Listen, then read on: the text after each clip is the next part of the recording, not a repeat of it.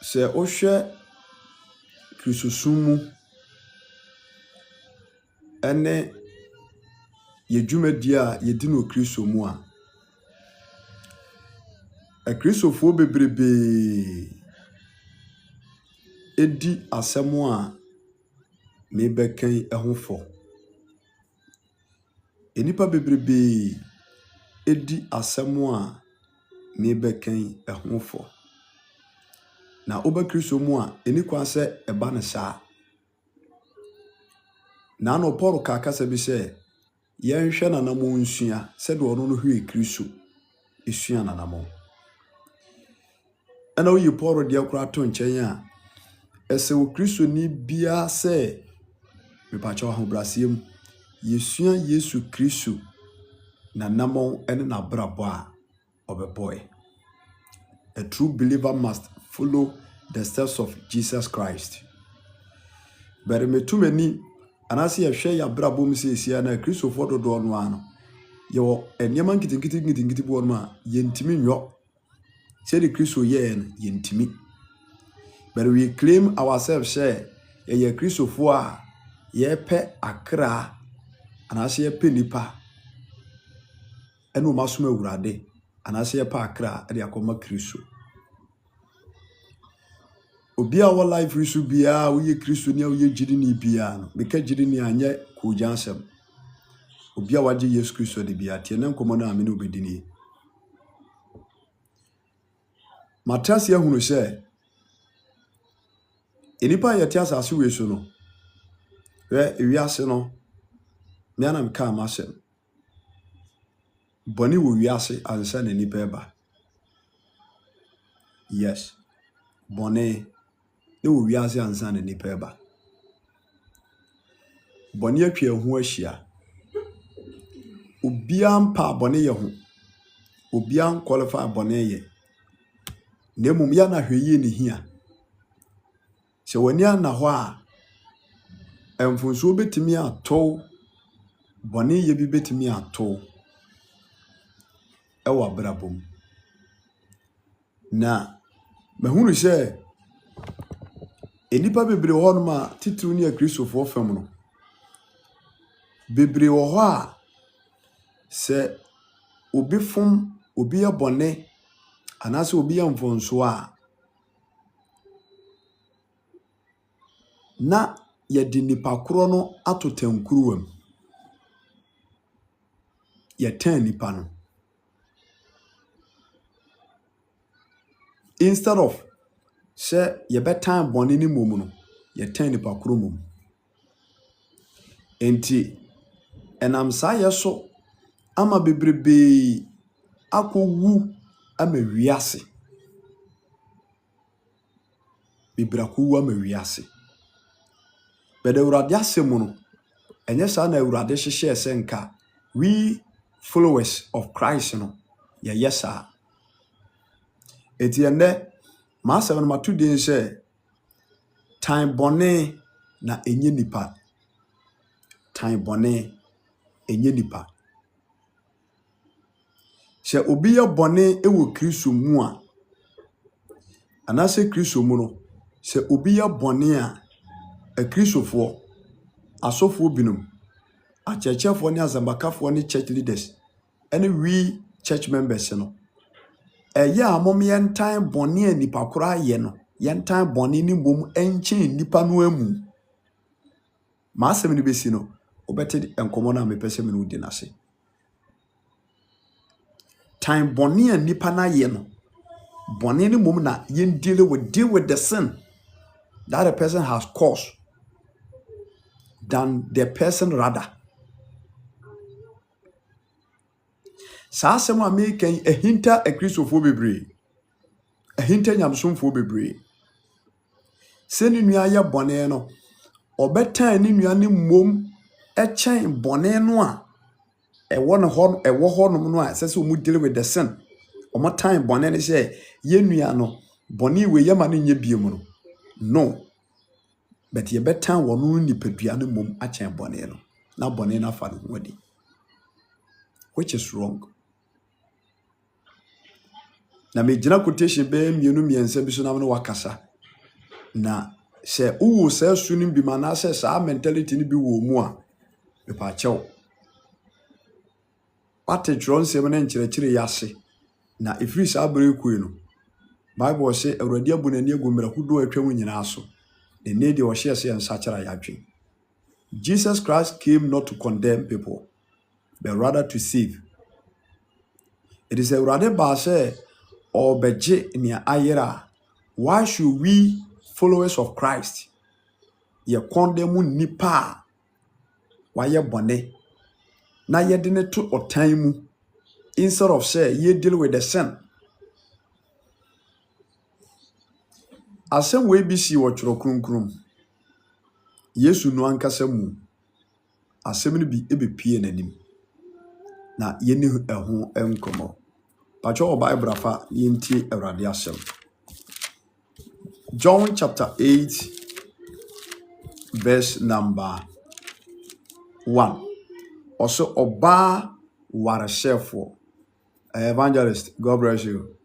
Oba warashefo bi yentie se Bible ka so oba warashefo a eha no oba bi a wako obi kunu ho anase oba warefo bi a wako ama be ma foforo bi ne nada yese oye wareseni wasa wade anase oba wako obi kunu ho ana be ma wako obeyere ho ana be ma warefo a akofo oba foforo na koda ni mienu nyina na ya wareshe ba we die oba fam ana o kan wa ha na chese oba we wa ware ana wafiri ni kunachi anase nipa no one na koye saade no ono no wo yere ana one na kobodwaman enti Bible say oba wareshefo abi. God bless you. Me say and the topic in my today say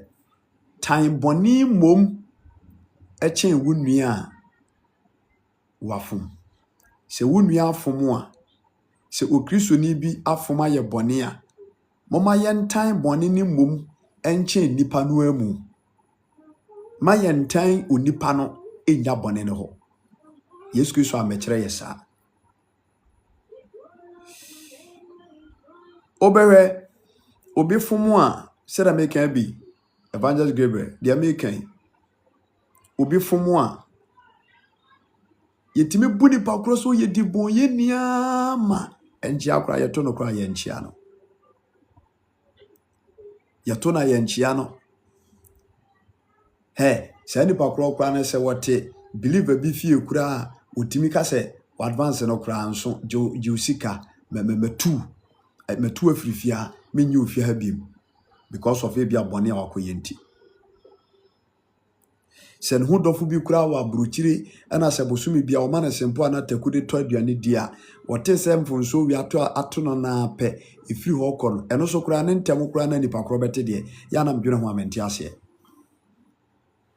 eda asem ni besie na abonsa bruchiri fuo nyina ate se enipa asmesi akowia obi bode etina dofo wa akwantu mu nyina ubehu se omu nyina de nipa kura to tankuruwam afei saafo nipa na wafom no ofra bruchifo a omompeke me ka say ebia na wo ye Kristo ni ohu nipa bi ayamfonsuo bi wafom ebia bosuam ebia adwumam ebia asorem na wo do nipa no penasem ade okoye ne enye wote ye na hye wakoma eni one ne ntem te say onso wa block no onso wa delete the number onso test okra on reply no ezo kwa sori yo na ya ne nipa ye wure fi se yanso yetimi fom ewo nyoma pii mu na se yen yekopia awurade animu a anase yekoto ne yebɔ mpaye ewo awurade animu a awurade sini trase na obehwe yakoma hwe ya brabo mu a enti ya na mfonsuo nim emrato nim na ye ne ye nipa kura no ye bu ye ho obem ye bu ye ho bem se anase ye nyagidie se awurade oyo mobruhufo no obekate ebone so no agrant ye wishes e dia maye ese nan kyerɛkyerɛ no ti kwasum kyirikyiri pa me bia Kristofo adwenem e wonye mabi ho Let us all deal with the sin.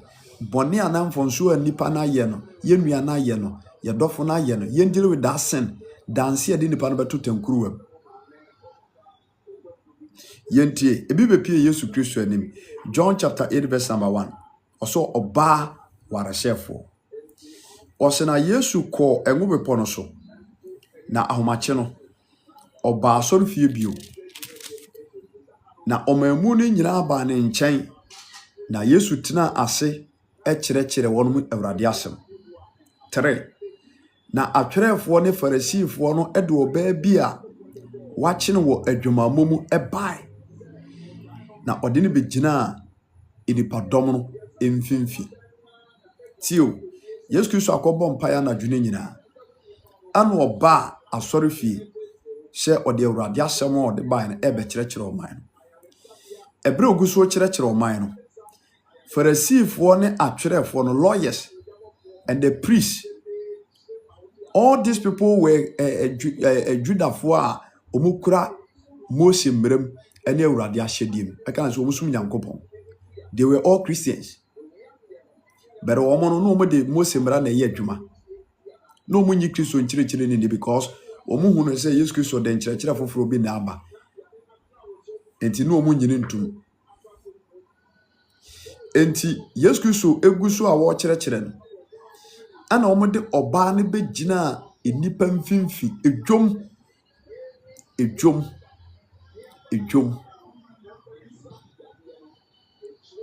Wɔn de ɔbaa no bɛgyina edwom.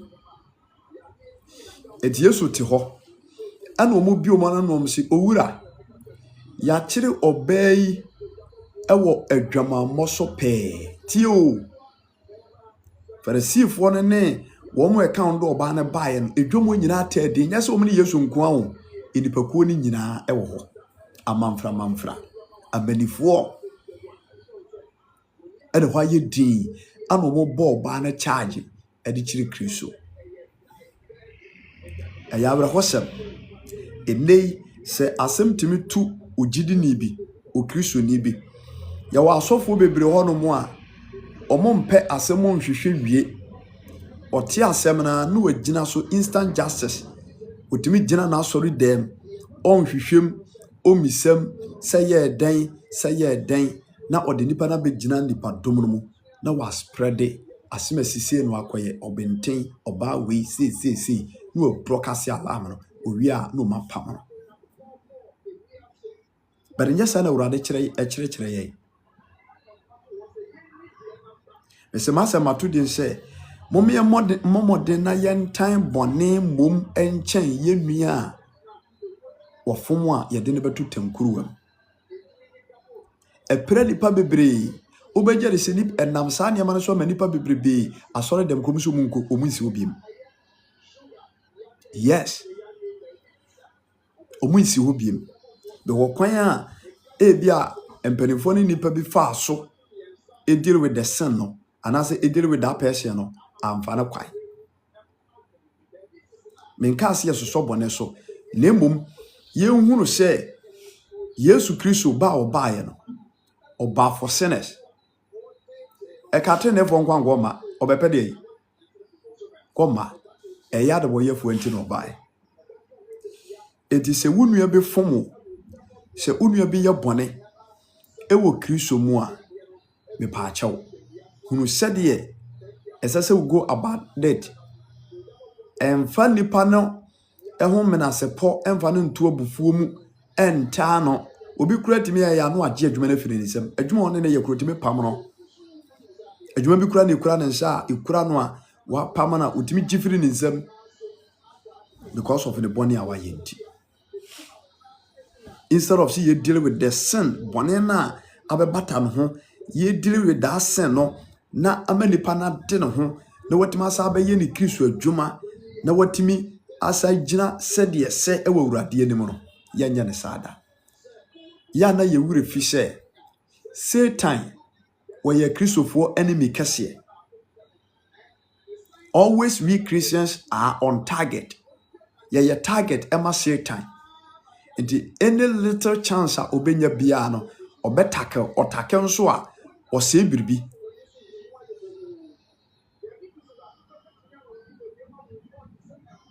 na se wonua wone ne wo awurade mu no se biribi to no a na wo de ne to tankuru wa mu a e kire wo do ana dabi yes o pese onko wiase na onko.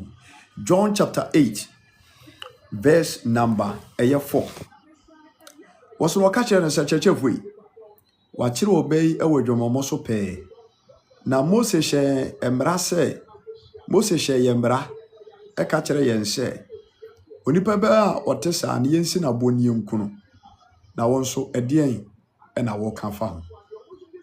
Bible say wo kan we e de so Yesu Kristo hwe se de be ya obenya na no asem na ebra oda so bisa Yesu no oma ne mu so ese won se momu de aha na Yesu bre ne mu ase e de ne nsatea etwerɛtwerɛ fam enti ebra omo egusu bisa Yesu Kristo question no a ana Yesu odwene wo na akomam na o cheke niema na o screeni wo mo na Yesu screeni wo mo ma ba ho no omo ma kire oba na wadwuma mum no na Yesu Kristo screeni wo mu ni padua no na o screeni o hwe obia efiri sofo no so besiketo aso na o hwe obia mu na komam obia brabom se boni ni obia ho a eno tom de oba na ba se Yesu nkondem no no enti bra Yesu Kristo twetwefom no nyina na honhom no o screening grofo no a omdo oba na ba ho. The Bible says verse 7 na odaso ebisebisa no no oma ne mu so ese wono mo se momu de bone eni ne ho no ma onto ne bo kane.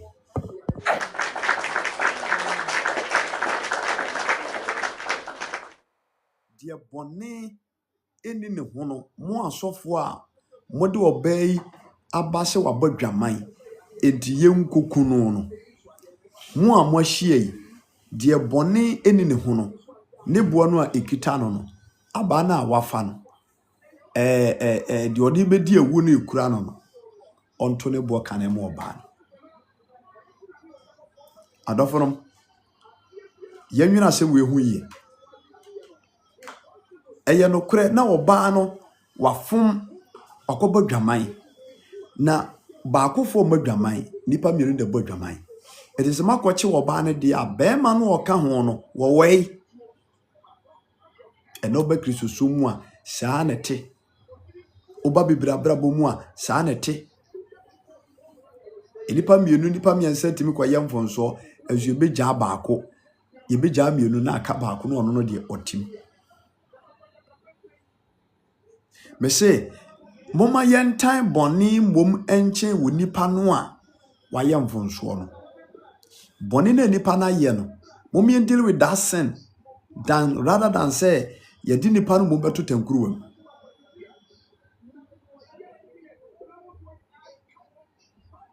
When was the last time when nipa no a yemfonso a asore no tu no me pacho me no mienu etima fa mobile phone afresa afo no krobi so mo won te say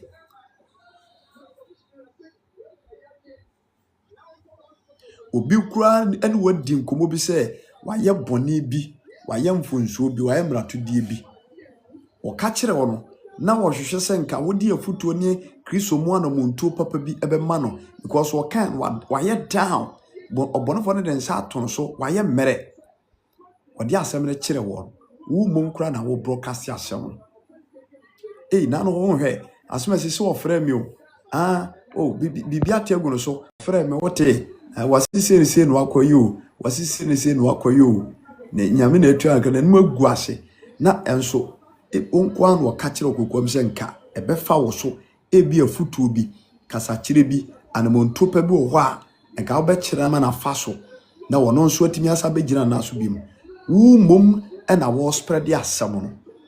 God bless you, man of God, evangelist, prophet Gideon. Na so eye Kristo mo anamonto pana. Me say, mama yen time boni o. Se unua fomo a, se unua ye boni, ugidi ni bi o Kristo ni bi ye boni a. Me pacho mama yen time boni ni mum enchen nipa no ankasa mu. Mom yen fe nipa no ntu tankruwam. Na mum yen deal with the sin. Wako esa de we dia emfire me biem. Wako esa de we dia menu ni di biem. Wako esa de we dia sei. Ana Paul say obi a wote sa na yenyini mfiri yemu ma ye ni di. 2 Corinthians 2 Thessalonians I think say 5 baby. Eno na ye adwuma ho asemo. Wo se obi a wompa adwuma. Wo ye kwadwefo. Ompe so de ne sabe ye adwuma na ne nsa akoda no. Sha nipa no na me nkasa no yenyini mfiri yemu na ye ni didi mpo. Nsa no adwuma ho asem. Ana nipa nso aye kan wakoye bibi foforo chenso. One ne ntem te say. Yene safo ne ntem te say. Wasen wakachire Yesu say wachire oba adwuma moso pe. Ti Yesu Kristo atwatwa fo no se mumudi e bone eni ne ho no onto ne bo kane. Die mfunsuo ni ne ho no onto ne bo kane. Adofrom se asem to wunua ogidini okristo ni se unua kwa amane mu a eye susuka wo eye susuka na bia nipa no de waye no ena apia bonten enso na bia won so wo the same equivalent boni bi a hye wo kukuam ontumem obi di sika bro se fakoda ase wa asori sika no udi obi bisa obi ho asem firi ho pesen ko obu ni pakoro wo use ni pakoro chance awudi ebe ne chenwe ezu nua okobo adwaman wo gina mo denden se empam no unua prophecy bi ba na ho se ye atwe ne temu wani abrese korodom se wonte ase da adwumam issue bi si wonko wo gigina mo se wompene da aya ne ewure fi se yenso emfonso nkitinkiti bi wo ye ho a se ebia enke benya nipa bi amomabu atende atotankuwam ama even baby anke yete ene baby enyi anu abiane kuranka beboye moma yensua ensem amene wo kana si memuaten every sin is a sin. God bless you, man of God. Memuaten boni nchen boni bi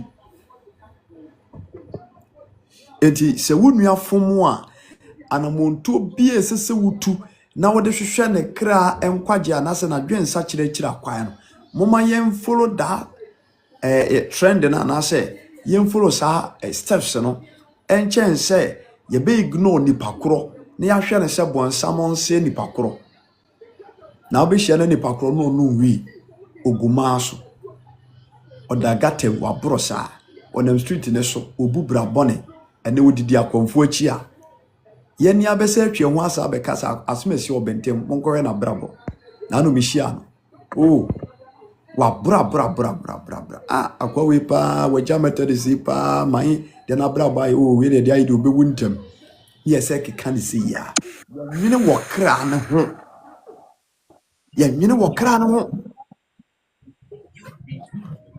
but si ya bakristo Yesu mu a bepacho bebiru enya sa na nke urade hwehwe se ye beye eti asem we bi si Yesu Kristo anim oba na fom baye bone asofo mpanifo nyina twahia ebubu oba na ten ekunu yerika omadika gunanim ase de tosum yoruma omu nyina fa emo ne ma akunia ne ma se yibekum oba no efrise baye bone eti Yesu Kristo jinai an okacha nse mumudi bone eni ne ho no onto bo emo oba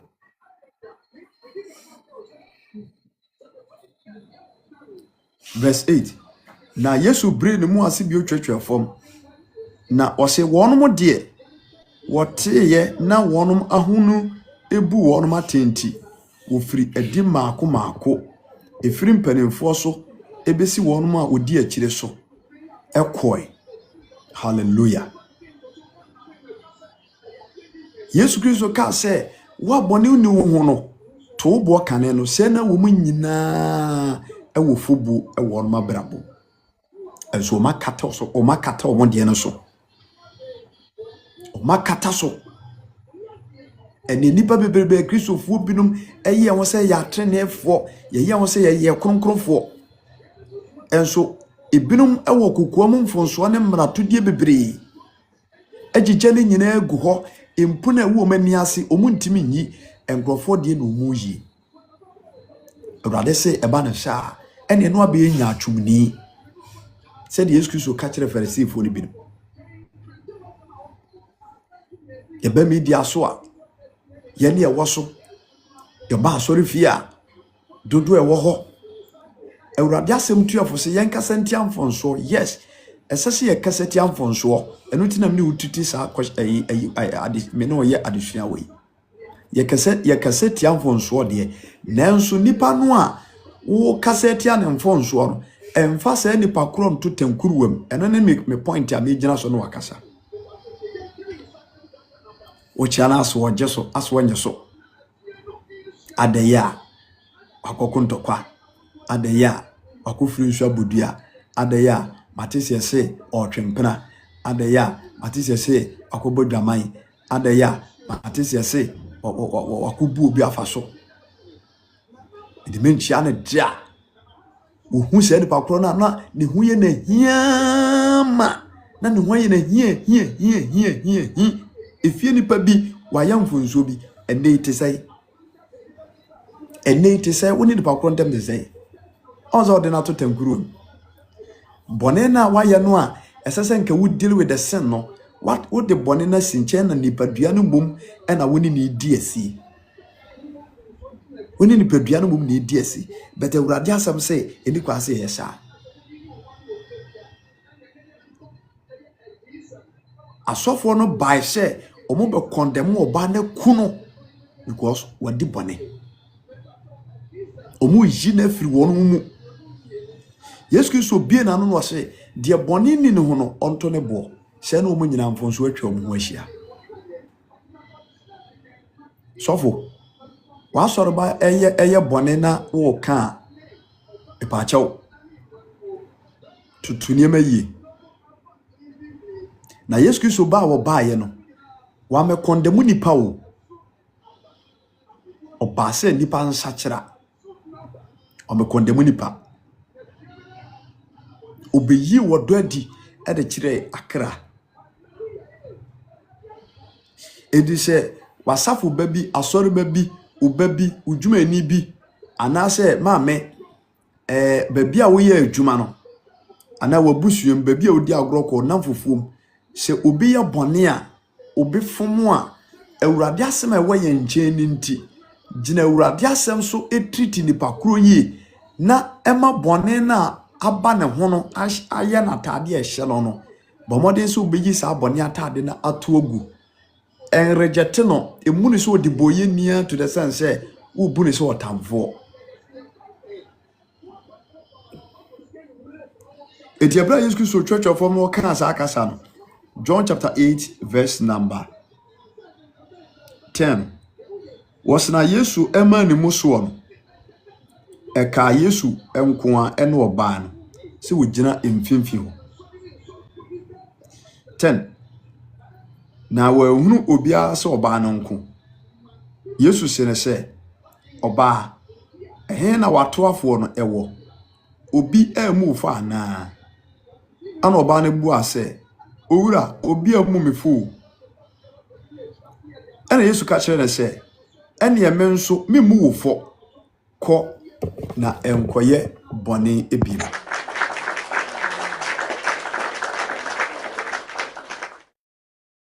bamcho yenti asemo a Yesu Kristo ka kire oba no yet it was written ewo Mose mbranim angumanim so oba obebo dwama munsi na bonku no enti womo ade oba ne ba Yesu nche no they were right wase watworo se nipa bi e be kine osa akwa no so yemku no Yenyini firi yemu.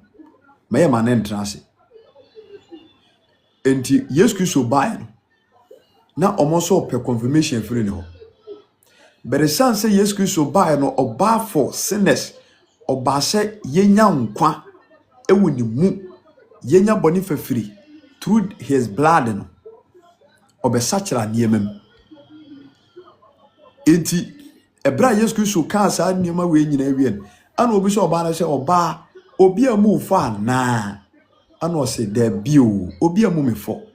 Yesu Kristo eka kire oba ne se ene menso mi mu wo fo. Na emom ko na enkoye boni biem. Yesu Kristo dealing with the sin, not the person. One for bana nto tenkuruwem. Yesu Kristo eni di oba na tem. Se kwase aba jimifo oba te sew. Utu owusha. Owo kunu na ofiri ukunu achi. Utu owusha. Ade na nkope ukunu. Na nkrofo ukunu na asori anu omebbo adwaman. Awurade anyesa. Nemu ohwe oba ni din. Ano ka kire ne se oba obi amu fo ana. No se da bi o mi wura.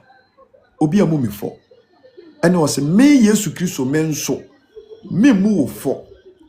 Nemu wo kono hwe ene wankoye boni bi. Hwe na wankoye boni bi enku obi kunu bi. Bone na o ye ya metwetwa age wono se ukoye biemu a de chense ebetimi aba so me ba jo me dofo afi kura ne ahase first quotation na ye guso a ye che no welcome. Yesu Kristo tu oba nefo e kire ne de bone betimi aye na brabo o kasa kire no e ko hunhum odi asempa ne kire no se on sa kire na dwen na bone a waye no odi hu mmrato ache no etu wonko wankoye bone bi utwi nanim utu nefo bone ana betena oba nim no bone ye hunhum o. Sin is a spirit. Bone ye hunhum. Eti eno oba na betena ye no necessary Yesu Kristo deal with the sin, not the person. Pharisee ne achechefo no ne tojefo no bai, Pharisee no ne atwerefo no bai no. Omo de omo tackle nipa no amu ana nko mu ja bone na to. They decided to tackle the person. But isa sen ko mu so say eye den na odi ni nipadua koye bone na ye castle bone ni firi ho. Eri do o man nya ne sha. Wafom ready wafom. Edie na ma okoye bone no ene de Pharisee no encheke ho. Enei Kristo mu no ene asetire mu sha na ekoso. Edie na ma okobo adwaman. Edie na ma okoyi nyinse toguye. Edie na ma okobo okro no. Maame edie na kan wenu nti okobo so mo nche. Dodo no ampe ebisem emfasa akwana so. Because when me say obisa na nipa kro kapa wonu woni hu ahode o de be support o. Ana onye na adwen so de ne kapera na na sembo obese na daje e de ayi bibia ma nti ene wo misa ne mo be go straight to the point. Why yes amra tu ya yemfo so we de ene oka kuo no hu a enye yi na o mapam. But yes ana urade e kire ye. Eti ye ne ye Kristofo no obi a wo ye sofo wo ye church leader ana church members nyina mumie nsua ensem wo yase ye. Etoda condemnation ne doso. Ye yina firi yemu onko etona nkasa no ho ne watwam na ye boom afo re so mo ya de bon yefo mi ho ano so ye TV so ye radio so ye mantamo ye kwa asore ye se ene asore ne so ate na de akra na ye nam ne ye crusade ada ya ye pa akra amoma be ya asore ma mi ho ano so de wo ba mu a emfonso to no ya hwe kwan ye befa so a ye be deal with that sin ama watima tena asɔre nim ama ne so abamfa so ama wiase ene Kristo ni ewure fi sɛ Satan yɛ our enemy kɛseɛ yeso yɛ ne enemy ɔyɛ suro ɔya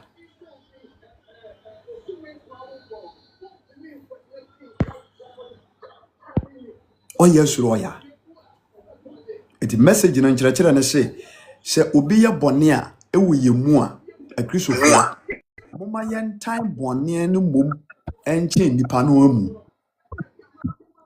ma yɛn time nipa no ɛnya bɔne do nipa no the time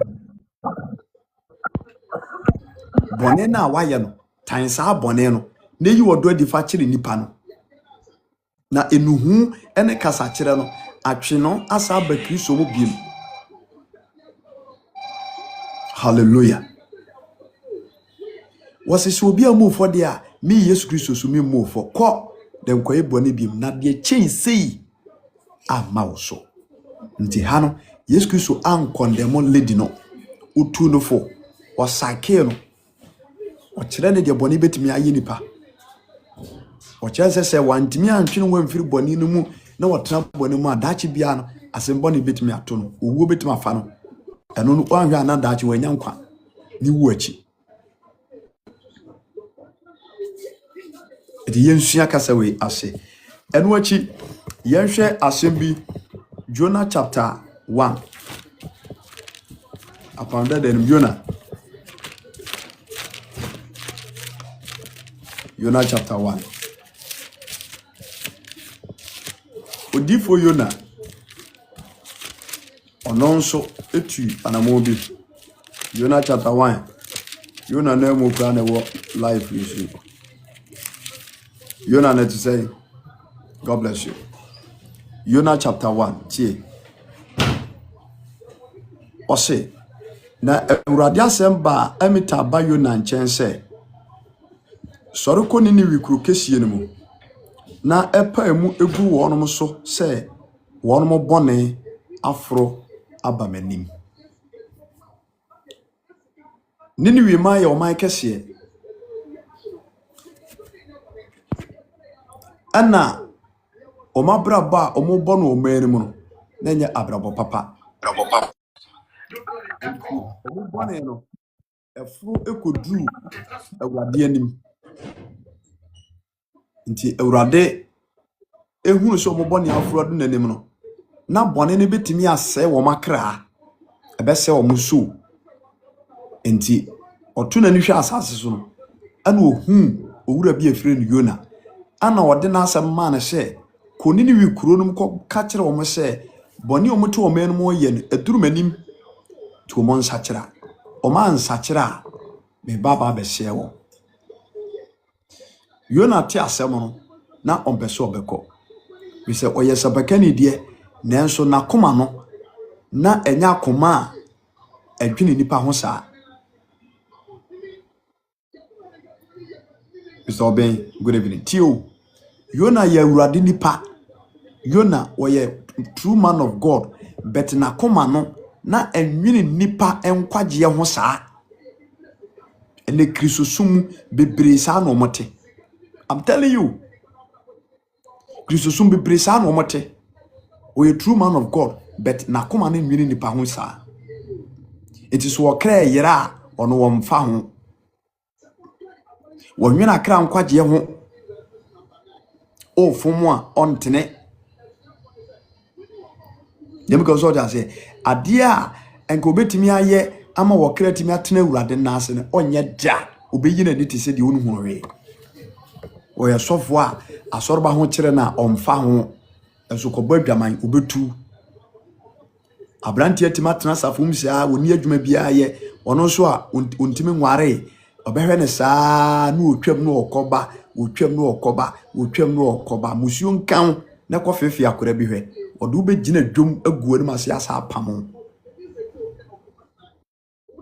enti wo leaders any church members ne asorofo bebre ene onyankopon anase Awurade adwumafo bebre ho no mo a wo nwene akra nkwagye hu enya wo salvation ti ana obeka Awurade asem what is ye kan wo kan bi the preaching nyina no enye preaching a ka akoma asese obi abrabo ne correction ti so no benya ka bia de manase ye bebo na baso anase ye yinti sana na Yona no te omamu no bone adu awurade anim ana o se kobo mo kokoma me Yona afei na koma no eni awurade asem nto ye na adwen se sa asoma no onko di awurade twen na so ema o dwane no nani ba no so no na aboa densu ama no so de na kotu Niniwe kru kutia. Chapter 2 chapter 3 wasibio na awurade asem ba Yona enche ni mpire no so se sori ko Niniwe kru kesiem na ko pai ensem a maka ma kire no ekire wonom na Yona sim enema awurade asem so esim ko Niniwe na Niniwe kru ye kru kesia nansa no di twa kru no hia nanso Yona firi ase hye kru no mu enante dakro ena opɛ mu kan se aka adaduanan na Niniwe kru abutu ena Niniwe fo no gi Onyankopɔn diye na opai mu adie no ofirefira yituma efiri won mu akese so ekosi nketo so. Hallelujah. Ebra asem ni duru Niniwe man enche no omu nyina gi asem ni di esura awurade sesa wo makwai bone no a omu tim no omu jaye. Yona could deal with the sin, not the people. Yona went there to deal with the sin because it was instructed by God. Eka Yona nkwandia enka ono de womfa ho omunu omubọ na nkwahye omunu omubọ ni nku oye Nyankopon nipa de nanso onwene akra ho okra nkwade ehia no bebre su ba sha netie na wodwene inipa kra ho a sofo obi fro fon so a bepa chaw enka won pekene ko enka won pekene ko and na sofo bebrebe man of God bebrebe se obi efa fon friend say kimu a enye say bia wa hunu on peke ja. We have a lot of men of God who are omu system no mu a obi friend no wonfa ohwefo na ne din no ade ato we krom wo free kura obehama dwene saa obehama dwene afi ebi okura obepeke na kura yo mame yo betemenka yo yare mebompa yama yo eja yo bra obetemenka eno ano no afi obefree no kura ma obetese na on reply mo amotete saa no asofo ne achechefo ne awurade adwumafu bi amotete saa no mo nsakra mo adwen na obi a no so be ya awurade adwuma hunu se adwuma na wo fa ato ho so aye no a great task. As I say, we nya brema nipa da sani bia. And found my own safron say, be a man of God, be a man of God, not tat and da so, none in Namosa, now will be a problem now, or bow and chair crano, only bread the man. It is a shameful. I pity on you and the work you are doing. It's a very shameful for you as a man of God. Now will be befro, now her phone any dinner, they are two baby. A very shameful act. Sakrawajin. The Uradi is so fro or frey no or frey independent or frey or frey say ye nipa one daje. It is adentina ubi fro na no one pecking a call. Ubi fro an open man of God who huni and swamfa. Ubi a jam message or WhatsApp. Wakwa could beam reply crab bono. And any part of Dawson, and I want wine, and a minion one drink, and I know my drink, and I want wine. So omu ha dwen dia asofudwuma no ene awurade adwuma na wo ye ni jai ne kope meti bidi na awurade mfama wo mum ye ready so me na awurade mfama wo mum ye ready so me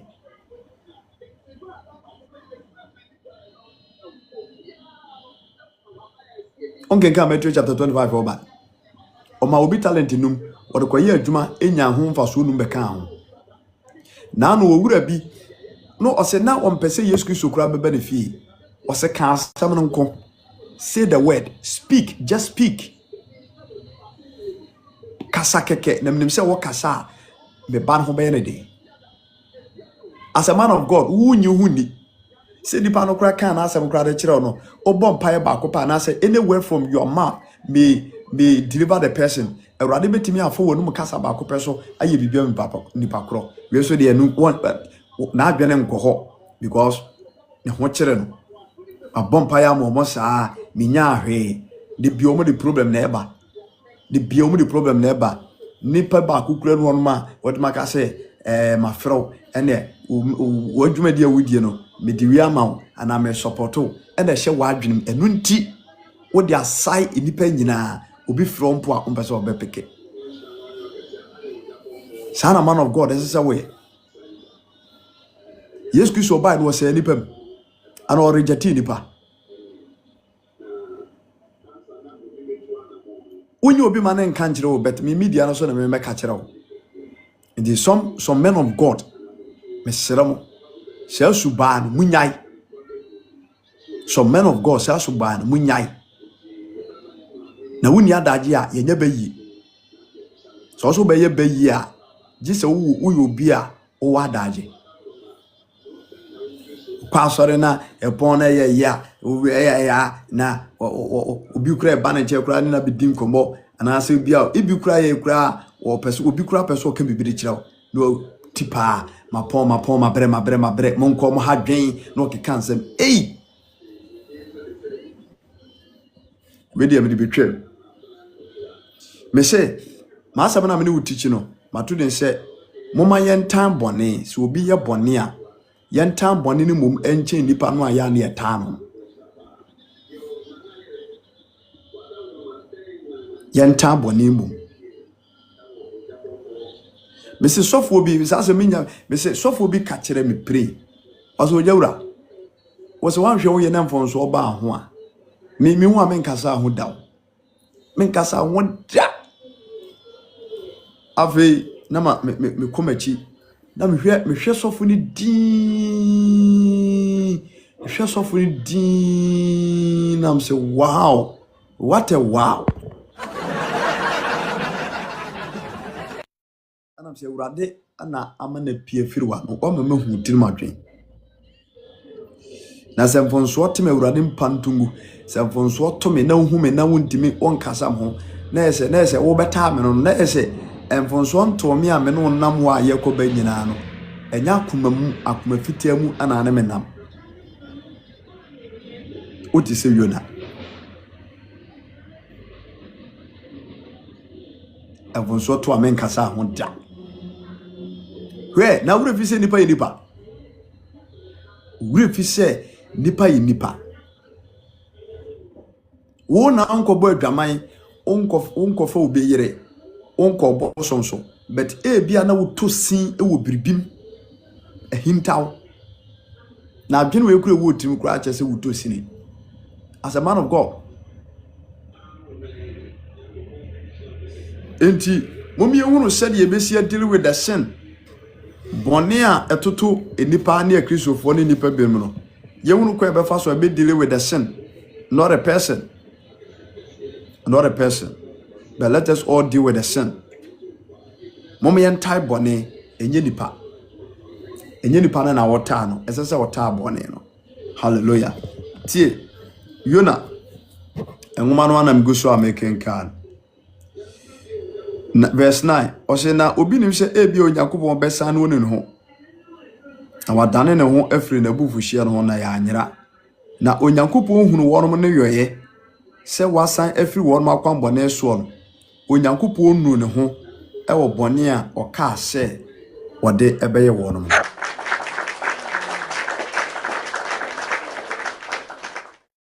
wajo ho asem na se ebra wo man no eye bone no Ewurade efa Yona so could deal with the sin, not the people.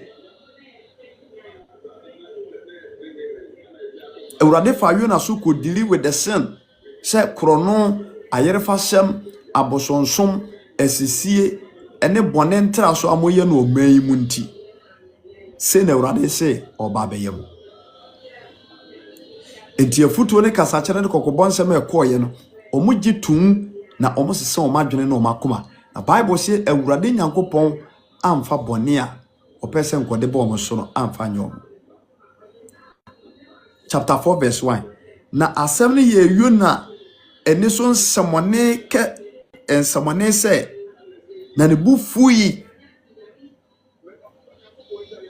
Yona bu afu adaye a Awurade an shikuru no Awurade an sɛ wɔ mo eti Yona bu afu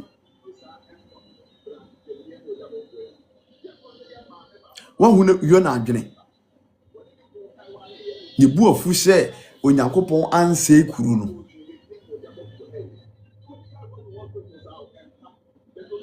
Yona de wono de bɔne no a yini ni wifo yɛ no wono no mfa hu na mmom so ma yɛ bɔne no ko ade Onyankopɔn tɔ wono so were Yona atan wo mo instead of bɔne na no mo yɛ no Yona decided to hate the people, not the sin. Yona atan nipa no echen bɔne a na omo yɛ no nti Awurade ansɛ wo mo ne bu afu asema to obi aye bibia ye no wobenya nipa bi omo ya kristofo na omo hye kyire na omo wo wase ana munye ne sei ana munye ne sei ana momfa no mfa ana montwine mu ana monye ne se ana mungu ne num ase ana fa no kotum ana jele no ana hwan ana fa nkosia mi hwa ono nso so ubekom na ono so tosini e wo baabi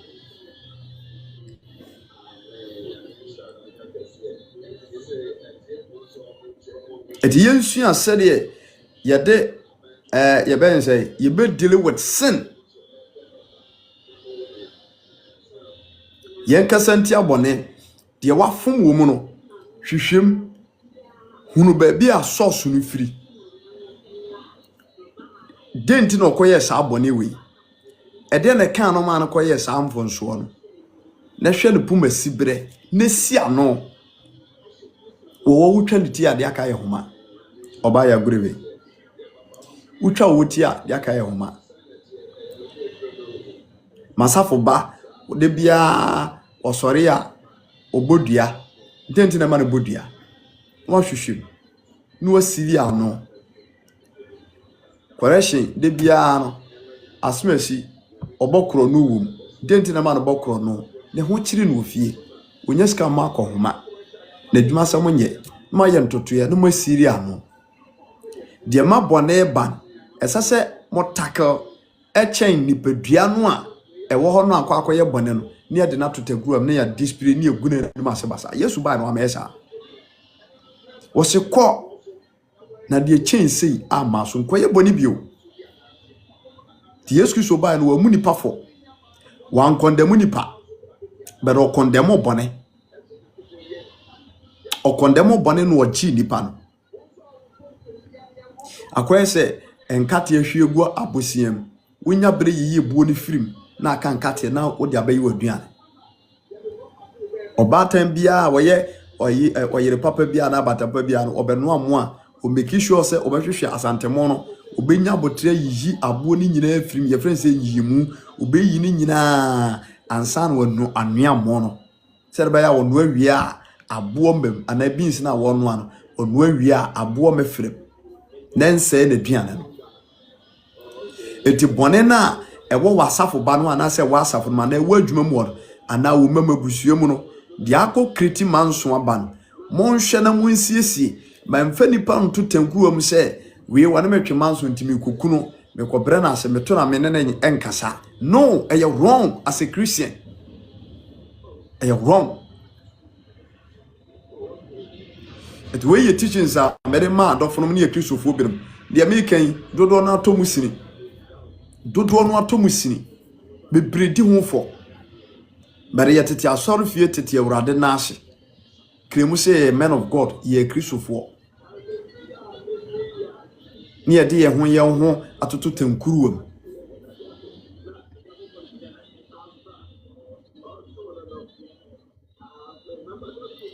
wasi Yona bufui na eyenene so sense mone se afi obie na no a ai Awurade enye sia na mekaye miwo mikurom ene masaso nye saa wo minim se wo ye mubrohufo na odomfo wo de bone eche wa adom no ado e doso It was mammy and say at the end of the day, what do I born a better until I remember some call.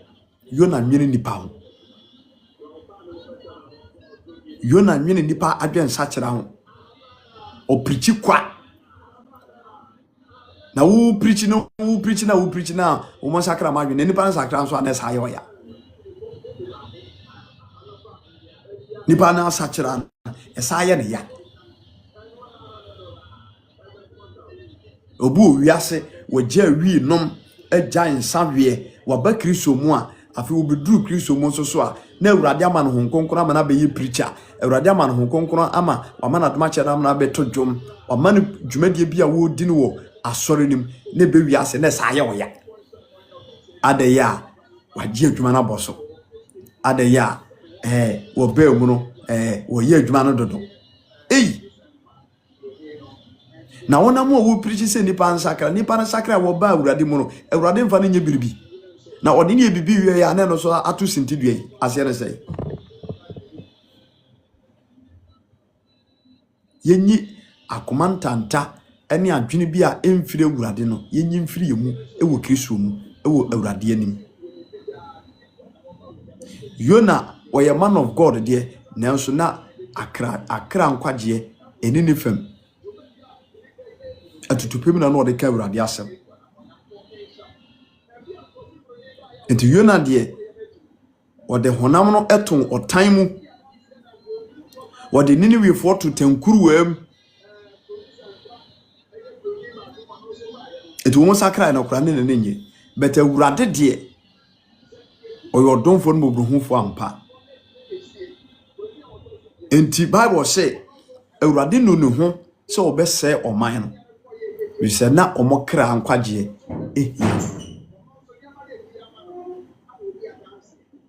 nti di Yona eye no Awurade sere no o kan to aso a o madua fifi ebekata Yona ti so o mawia be hye ni nyina ma ye nyina nim sa story no nti ma memfa eno so ensi ho na me bono tell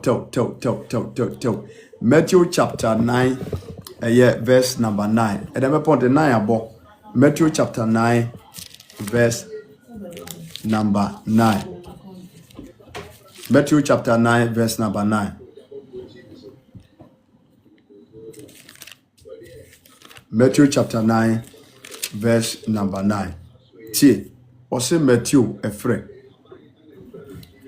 na Yesu efri ho ya otwam no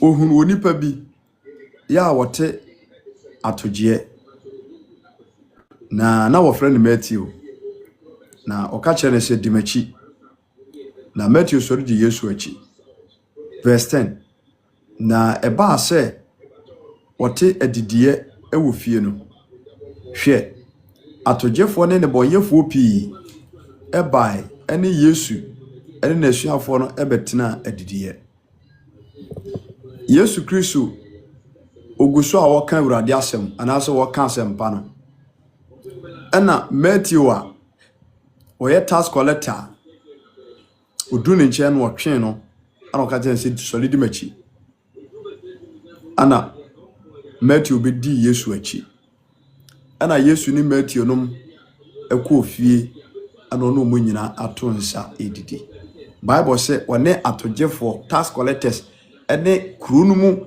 womo a omani nyina bu om so om yade bonyefo nyina Yesu Kristo no mahia et dining table ho a omu nyina edidi adeboyefo nyomofo wom akromfo wom atotobotomfo wom awudifo wom abosonsomfo wom chese boni bia ye bone etikruma no obia bone obia nim se nkrofo wedie omonye papa awudie ne bone akodo no mutemu ana Yesu Kristo obia oso yo trinini na wo ye Nyankopon ti asefo ba oba ya ene de no boyefo ana no mudidi tete no so adifo e ba ye ne wo mudi ekan ni nyina no omu nyina no ye exceptional okura no nya korati antimi nko no nche na ye de na so Nyankopon ba ene de oba ya ne boyefo mom ena no wo na ekobai asam na nya betew na nya betete se ndei obi yɛ sɔfoɔ na ebe wiase na sɔfoɔ gyina plus 2 no ani ahye wo fuwe no mo osere no mo bonsere wewe na wie yabo we pau na wie yabo we no mo te wo na sɔfoɔ no ne ahye wo fuwe didi na wi fuwe na ebi mo hye na ewisie kumu na fa sɔfoɔ yi so what they just imagine me no asɛm bɛ de bɛ kan fa sɔfoɔ you guys who we ya za hu we wo shibi jai hu we ahye wo fuwe wo wi won papa o wi won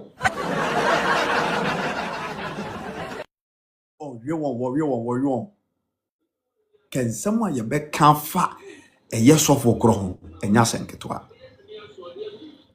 nanso esan sɛ onipa ba no ɔte deɛ wɔyɛ ase na ba wɔ bae no ɔba for sinners si yɛnya nkwagye nti na etwa sɛ saa nkɔmhyɛ ɛfɔfele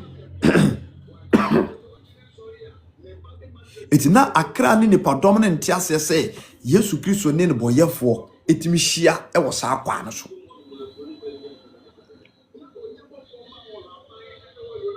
otengo manase eti farisifo no eyomwa verse number 11 na osena farisifo no hunu ye no wo ka kire na suafo no sɛ anenti na mo kyerɛkyerɛfo ne togefo ne de boyefo edidie yi farisifo no eyoma hia ma asomafo no mom no mo kɔtake wo mo so na no di wura wi achi adenti no ne boyefo ene atogefo na omudidie why na Bible say Yesu tie o ka kire won sɛ wana wo ho eye won den no ehia won ma yaresa efo na wana wo yare monko na monko sua wei ase sɛ mepɛmumu hunu na enye aforebo Yesu Kristo ka sɛ wie no ana ɔsɛ monko sua kasa wei ase sɛ mepɛmuburu hunu na enye aforebo tinade Yesu Kristo pɛ so ɔkyerɛ nyina ne sɛ ɔba asase so no obehu nipa mɔbɔ muburu hunu no ene ne nkwagye a wɔde ba wiase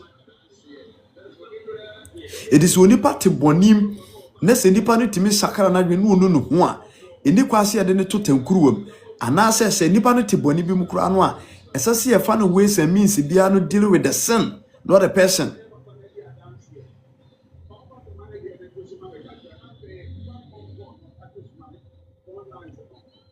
and the sofo bia no mu kasa nti ama obi agya asore oso nsoma wurade bio kasa bi o kai ohun ni mistake bi asenka ohun ko yesa so ofa so etriti issue no wantimi amfa saa kwan so no enne nipa no abono ko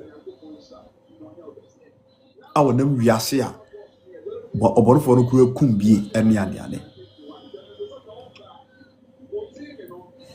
eti we Christians and some church leaders mesre she Kristo ayabedi na chi no omobro no abi no ode hu ye adwa bi kwa amaye nyina nso adom no bi aso ye nso si ehu ye nua bi se wafom ehu ye nua bi se okobonim ana watobonim mu a how is he approach wo mo ya yemfa Yesu Kristo asem approach wo no kurem ene abotirim na bone na nipa na ye no epacho ye deal with the sin dance ye nipa no betu tankuruwa menkasa no menyane se emoama nipa no ontimi nhunu enkwagye foforo bi ewo Yesu Kristo bobi na obonofo no esori tia ema tese ose ne kra preko ekura preko eti kan eye last verse no a 13 last verse na o se mama me frɛ atenenefo na mum me be frɛ enemoyefo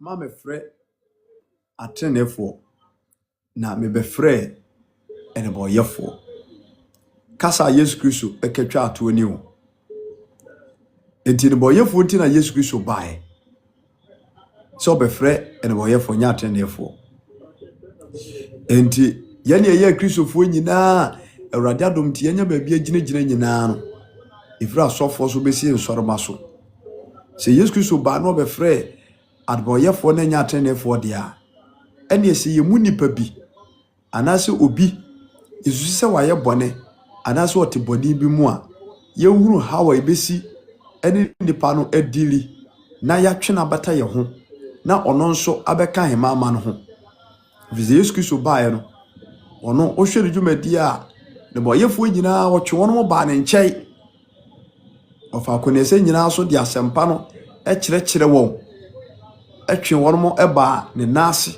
amom nyina benya wagye nanso se wo approach saafo no nso a Bible no tuafo se eya won so hweyie na won so wanso wo anhwɛ na won so ankɔhwe ase saro moto bi na last we na ogura bi peso oye bi on de no ne ahyawofo ne idili okɔ ahyawofo lie so a no no keka nwamanzam saa ne ba no so no na akoye nsem bebre ade amano ekofo no nguase bi ede bre no enti mesra se utua no mo ede afa obi ekra nkwaje ho a de wahwe ase ana de oye mre ana de obonofo na akyekyere na de wato boni mu no wo a wukina ho ahoɔden no hwɛ se mepaakyɛw nipa koro mre yimu no won so wontwe ema won so onkoto boni mu bi ana afidi kuro no mu bi Yesu Kristo ba no amekondem nipa wampu nipa wa reject nipa edi mesra se yenso mama yensua se yampu nipa obi fomo a yemfa ways and means bia so na bone no nipa na aye no yen time bone no yenyi bone ni mfiri ho yemo bone se de ma na koye bone yenyi saade ni mfiri ho yetu ase a yenye yenua yetu ase a yenye dofo dwumadi a nipa kro ni di no awurade mu no obedi a chensa mama yenhunu se abusu efifirim ene ba bi efifira a yaba Kristo mu no pepa achew enye nyina na obonefo no pene so se yemra awurade mu obu ono ma ne fietum be sano a obu ono ma ne fietum be ha no a it is okoboni ma na se wo fom a you deal with the sin not the person emfa wonu anto tankuru wam ebra wato bonim emfa wonu ho mena sepo ebra mfonso ato no empu wonu a ebra waye boni bi bibre waye boni we dia enyo adamfo ni mebiem waye boni we dia enyo nua no mebiem se wafom a emfire mebiem sese no akotima koye dia ene eno ano no emo ame wo ma nyina no bejai sade we pa no watima ye dia ene mefie ha mintimi no ntena ha biem sade we no akoye pa dia ene mission house ha wotena enye yi edidimu a ne nipa ne bete na wo street ne so no awe nsa sei ye bete na o John Secret Society bi ye bete na wi bona no ye bete na wo to boni mu a echen kane no ye bete no ye seka akutwa afa no so akunu odofo ebasa ye nwe ye dwuma yo ewo Kristo na de awurade person nke ye no ye ntimi enwe yo yama wo kra baako afiri nwamuonim ama bonofo no akotiti ne mukura wei enhye awurade anu munyam wei so enya baso bode ema ye ewo Kristo a yen ye de ho abebata no ka na hye no so se Yesu Kristo se ye ko wiase nyina enkotwe akra wanka se akra na ewo mu no bepa achew ye mu ma hwete ana se okra na o wa asore no bepa achew birbinti ye ma no nko wiase na onko ema wiase momo yensua nkyerechire yase na ye nyina yenye ahweyie na se obi afom wasafo bum obi eye Kristo ni unim na obro no so wahwe ase bibi akyekyere no ontimi nkone mu Kristo mu biemu a emfa no totankruwam twene bata ho kyerechire no kyerechire se Kristo da so ho oya ho kyere mu boafo obama wiase ni pa nyina enipa na mfonso oto no na Yesu wo no obewu ye no would mad my for nya attend therefore. It if a nyansan in Indiana on Gonkona, a radedia man, fatty nipan, Tuniswana mo, tafreno, and then a mom pie. For Radiasa moon cran session, a chirichiri ni pacro. Pinigidi sik Yesu Christo so. Na me show bosse. Sana muntu a wutui, a beswa radiani. Na Euradia wa na mo hom so twinipa. E de man ho sede ope no. Obefa me no mi wonu asem so. Ana me no asem so. Ama saa wo kran.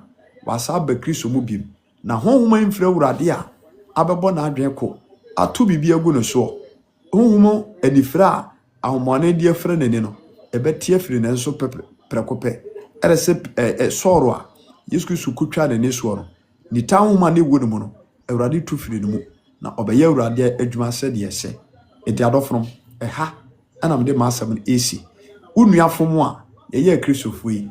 Mom ye ntan bone na ma ye ntan nipa no. Na eba ne saa Eurade nso eni begie ho na obema ya mo. Eurade nsha se oje bre na enne mo somfo David ejecha amre baye oje bre na onime esha. God bless you.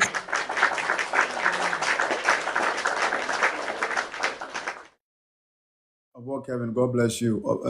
Abigail Radisha. Obaya Mary, God bless you. And see, and then Chachirano made the see we are simple and short. Some are catch us in the piano. Every one against 7 baby. And see,